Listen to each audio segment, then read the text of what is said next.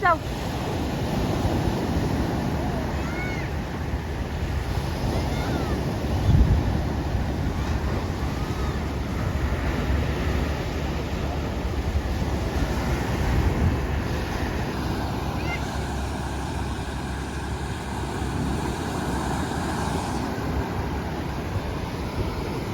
यस्तो धमिलो पानी छ यहाँ फेरि आज यहाँ छुट्टी भएको दिन भएर होला आज स्याटरडे विकेन्ड हो नि त आइतबार शनिबार छुट्टी अनि त्यही भएर होला यति धेरै मान्छे छ बिचै खाली छैन